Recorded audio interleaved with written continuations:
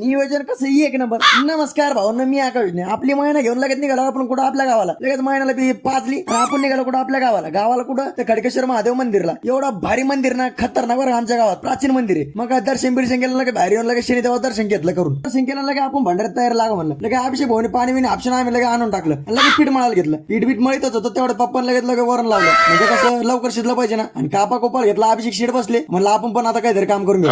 लगे अद्रक लसूण मिरची आपण ठेसून घेतली कसं वरणासाठी बरं का. मम्मी त्या लागल्या पोळ्या करायला आणि अभिषेक भाऊनी चहा पण एक नंबर झाली. अशी कडक लागली. मग पप्पा लगे मसाला बिसाला तयार केला आणि लगे आम्ही वरणाला लागलो. का शेगडीवर वरण चालू होतं एका साईडला नाही का मस्त की पोळ्या चालू होत्या. पोळ्या बिळ्या दण केल्या वरण बिरण होऊन ओके झालं. शिक्षणनी पोळ्या एक साईडला लावून घेतलं. पोळ्या लावतात आपण कसं कोथंबीर मारली कसं मानस पण झालं पाहिजे ना. काय वरणाचं भोकून खाली उतरून लगेच भातात शिजायला टाकलं. म्हणजे कसं लवकर झालं पाहिजे. आणि लगे एक साईडला शिरा करणं चालू केला. आपण निवड ठेवूनच तर लगे मस्त पैकी जेवण चालू झालं. मग काय नवाडील बिडील लगे आपण शेवटी लिंबू पिळून मस्त पैकी काला करून दण केला. मला नाही घाबरून मी कशाला घाबरून मग होत नाही लगे मामा दण घेत चालू केलं. म्हणजे कसं मागं पडू नाही पाहिजे. आणि अभिषेक शेट आपला विषयच नाही. मग काय जेवण विणे केलं साफसूफ केलं लगेच आम्ही पसारा भरला. आता काय आम्ही गाडीत बसलो निघालो घरी. आता काय आम्ही निघालो घरी. आता तुमचं आता तेवढं फॉलो करून भेटू पुढच्या. चला बाय बाय.